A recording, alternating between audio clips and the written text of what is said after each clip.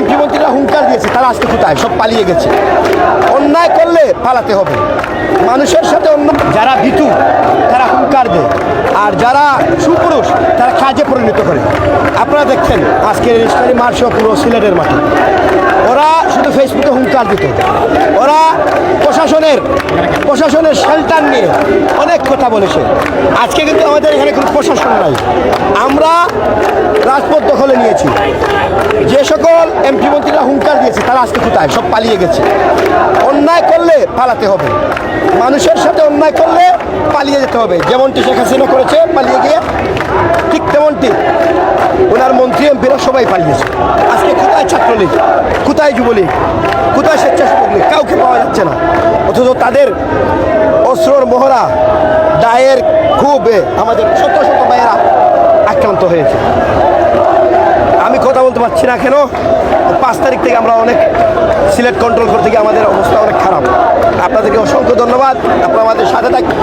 আমরা সবাই অবগত আছি 5 আগস্ট বাংলাদেশে থেকে পালিয়ে গেছে শেখ হাসিনা বলেছিল হাসিনা পালায় না, কিন্তু আমরা বাংলাদেশের জনগণ সহ আমরা দেখতে পেলাম বাংলাদেশ থেকে পালিয়ে ওনার মামুর বাড়ি দিল্লিতে গিয়ে আশ্রয় নিয়েছে।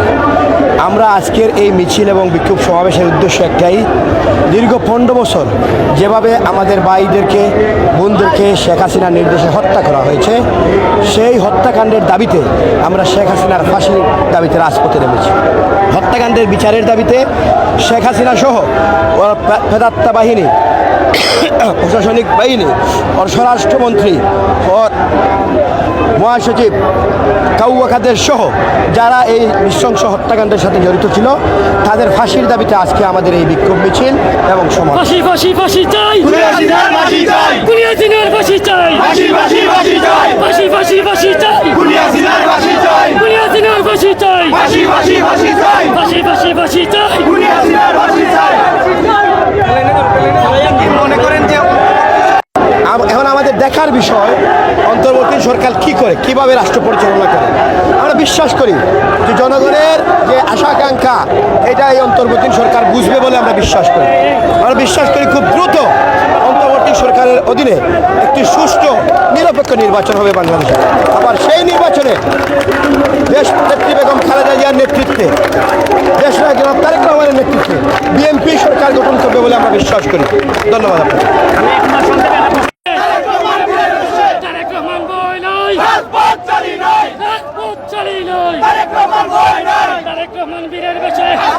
বাংলাদেশে মাটি যাচ্ছে, আসছে, মাটি যাচ্ছে।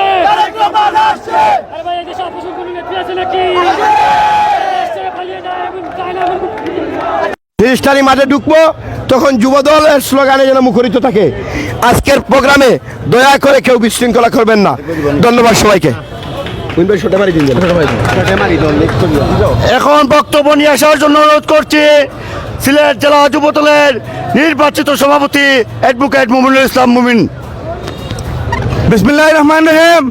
সম্মানিত যুবদলের বিভিন্ন ইউনিটের নেতৃবৃন্দ, বক্তব্যের শুরুতে বিপ্লবী শুভেচ্ছা এবং অভিনন্দন জানাচ্ছে।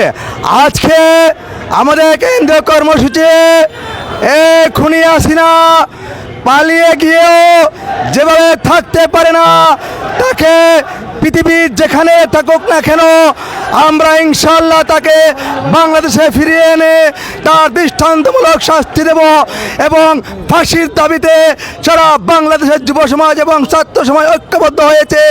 আমরা এই খুনি হাসিনার ফাঁসি চাই, ফাঁসি চাই, ফাঁসি চাই। সম্মানিত নেতৃবৃন্দ, আমি বক্তব্য দীর্ঘায়িত করব না। সিলেট জেলা যুবদলের সংগ্রামী সাধারণ সম্পাদক ইতিমধ্যে যে বক্তব্য দিয়েছেন সেই বক্তব্যই আমার বক্তব্য।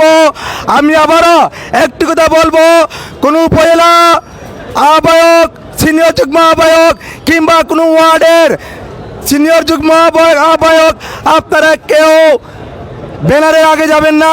যদি আপনারা বিশৃঙ্খলা সৃষ্টি করেন তাহলে আমরা কিন্তু প্রত্যেকে এখানে প্রতিজ্ঞাবদ্ধ হয়েছি তাদের বিরুদ্ধে আজই সাংগঠনিক ব্যবস্থা নেব এবং আমরা বিশ্বাস করে আপনারা সুশৃঙ্খলভাবে আজকের এই কেন্দ্রীয় কর্মসূচি পালন করবেন এবং রেজিস্ট্রারি মাঠে গিয়ে যুবদলের প্রেসিডেন্ট সেক্রেটারি যেখানে অবস্থান নেবেন আপনারা সেখানে যুবদলের স্লোগানে মুখরিত করে রাখবেন এবং বিএনপির মিছিলে আমাদেরকে কেন্দ্রীয় বিএনপি নেতৃবৃন্দরা জেলা মহানগর নেতৃবৃন্দরা যেভাবে যেখানে থাকার দিক নির্দেশনা দেবেন সেখান থেকে আমরা মিছিলে অংশগ্রহণ করব।